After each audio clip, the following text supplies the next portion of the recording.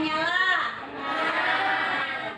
Mengapa lampu itu bisa menyala? Nah, kalau listrik menyala itu butuh benda apa aja?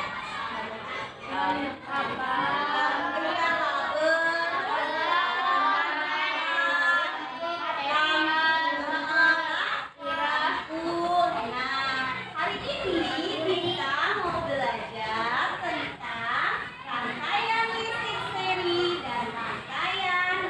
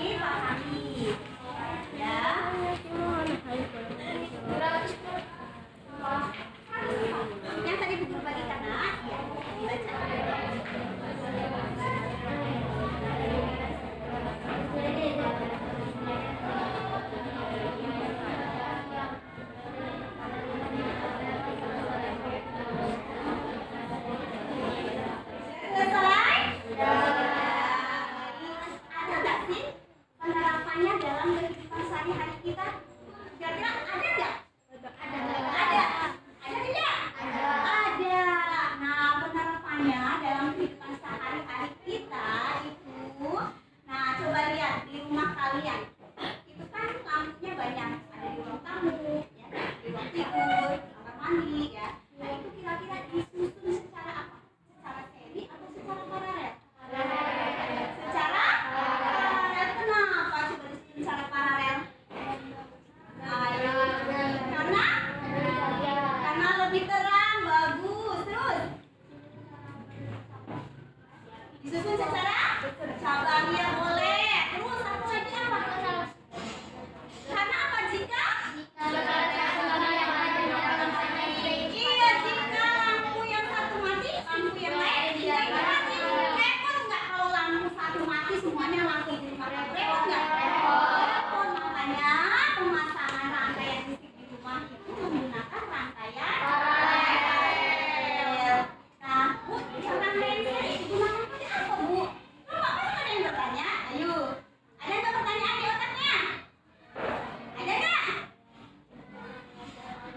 Ayo, ada nggak? Ada kan? Nah, kalau rangkaian seri pada apa coba? Ada, contohnya pada senter. Nah, kalau misalnya ada yang konslet atau ada yang mati, pasti pasti mati ya. Ya kan senter itu. Kemudian lampu merah. Kalau yang lampu merahnya mati, lampu hijau sama kuningnya itu mati nggak? Mati. Nah itu rangkaian seri digunakan contohnya pada apa tadi? Pada seri, ya, pada seri senter dan tadi apa? Lampu merah. Iya. Nah kita sudah tahu tuh komponennya, fungsinya, dan penerapannya dalam kehidupan sehari-hari. Nah itu sekarang akan membagi lembar kerja, ya, dari penyajian buku dulu, dari yang kamu baca. Nah itu akan kamu diskusikan bersama kelompok masing-masing, ya. Ini lembar kerja akan dibagikan, kalian diskusikan. Diskusikan itu berarti bekerja sama untuk menjawabnya. Semua harus mengemukakan pendapatnya, tidak boleh ada yang diam, ya. Berani anak yang mengumumkan pendapat, tidak ada yang salah mengumumkan pendapat, ya. Ya, dibagikan ya.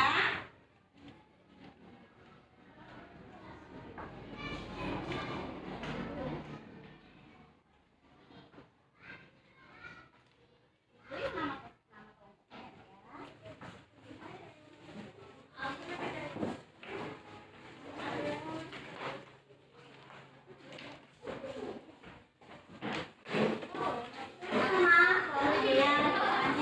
ya. Nanti Bu Guru yang bimbing ya. Tulis dulu nama kelompoknya. Tulis nama kelompoknya. Ya, nama kelompoknya. Tulis dulu nama kelompoknya. Ya. Nama kelompoknya berarti ya. Ayo ditulis. Tujuan pembelajaran ya. Tujuan pembelajaran itu maksudnya ketika kalian sudah mengamati, kemudian melihat, membaca, kalian akan memahami, ya, materi-materi yang dipelajari. Nah, lihat petunjuk kegiatan, ya. Coba siapa yang mau baca petunjuk kegiatannya? Yuk Diva, baca petunjuk kegiatannya dari 1 sampai 3 tadi petunjuk kegiatan. Ya, coba baca. Yang besar, yang soalnya keras. Petunjuk kegiatan. 1. Perhatikan presentasi guru yang disajikan di depan kelas secara seksama. 2. Perhatikan pertanyaan yang diberikan guru. 3. Analisis jawaban pertanyaan yang diberikan guru berdasarkan hasil dari presentasi yang disajikan oleh guru. Ya, nah sekarang di bawahnya ada apa? Ada pertanyaan.